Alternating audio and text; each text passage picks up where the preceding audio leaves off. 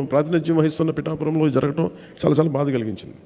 So వెంటనే నేను మన పేషి దృష్టికి తీసుకెళ్ళగానే కృష్ణతేజ గారు కానీ, అలాగే మన షణ్మోహన్ గారు కానీ, వెంకటకృష్ణ గారు కానీ, పేషి అందరూ కూర్చొని మాట్లాడుకుంది ఏంటంటే ముందస్తుగా ఏం చేయాలి. ఒకటి పనిచేసేటప్పుడు మీ నీడ్ ఇన్సూరెన్స్ ఒకటి ఉండాలి. రెండు, ఇన్సూరెన్స్ కంటే ముందు అసలు సేఫ్టీ కిట్స్ ఉన్నాయా లేదా అనేది చర్చకు వచ్చింది. సో దానివల్ల ఈ రోజున మీ అందరికీ ఎంతమంది ఉన్నారని అడిగి దాదాపు పిఠాపురం మొత్తం మీద 325 మంది ఉన్నారు అని చెప్పి ముందు.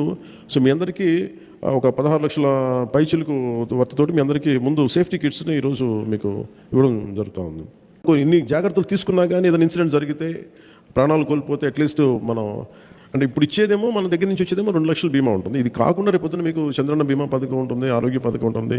అవన్నీ మీకు ఆల్మోస్ట్ 25 lakhs వస్తుంది. అది మన హెల్త్ ఇన్సూరెన్స్ ఒకటి, అదొకటి. So we have enough security తీసుకుంటాం, ఆ ప్రయత్నంలో ఉన్నాం. సో అందువల్ల మీ అందరికీ ఆ జాగ్రత్తలు తీసుకుంటారని, అలాగే మీరు చెప్పింది కూడా భవన నిర్మాణ కార్మికుల సంక్షేమ నిధిని తిరిగి రివైవ్ చేయమని కోరుకుంటాం. అది నా ఆశయం కూడా. అది దాన్ని ఇనిషియేట్ చేసాం. త్వరలో చీఫ్ సెక్రటరీ గారితో మాట్లాడి అది కూడా మీకు తెలియజేస్తాను. ఎందుకంటే మనకి అసోసియేషన్స్ పెట్టుకుంది అందుకు. గత ప్రభుత్వం కూడా మీరు చూశారు కదా, వాళ్ళకి ఏమాత్రం బాధ్యత రాహిత్యం, వాళ్ళు పట్టించుకోలేదు. ఉన్న మీ డబ్బులను కూడా వాళ్ళు దారి మళ్లించేశారు. మీ డబ్బులే మళ్ళీ మీకు ఇచ్చారు. ఇలా అన్నీ చేసుకుంటూ వెళ్ళిపోయారు. మనం ఇప్పుడు చేస్తున్నది ముఖ్యంగా ఏంటంటే కరెక్షన్ చేస్తున్నాం. అసలు వాళ్ళు చేసి అస్తవ్యస్తంగా చేసి తిరిగి క్రమంలో పెడుతున్నాం.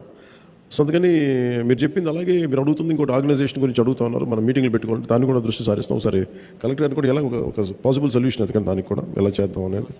అలాగే వాళ్ళ మీటింగ్స్ పెట్టుకోవడానికి అదొకసారి చూడండి, అది ఎలా ఎలా ఉంటుందో. నేను ఆ బాధను అర్థం చేసుకొని ప్రతిసారి ఏదో గుడిలో పెట్టుకోవడం కాకుండా ఒక పర్మనెంట్గా ఒకటి ఉంటే బాగుంటుంది. దానికి ఏం చేయాలి ఒకసారి ఆలోచించండి దాని మీద. మీ అందరికీ ప్రత్యేకించి నా జాగ్రత్తలు తీసుకోండి, అదొకటే మిమ్మల్ని వేడుకుంటూ ఉన్నాను. ఎందుకంటే మీరు ప్రాణాలు పోతే తిరిగి రావు. అందుకని మనందరం అర్థం చేసుకొని సాధ్యమైనంత మన చేతిలో ఉన్నంత వరకు ఎంత జాగ్రత్తలు తీసుకోవాలని జాగ్రత్తలు తీసుకోండి. అండ్ సేఫ్టీ ఎక్విప్మెంట్ దయచేసి వాడండి.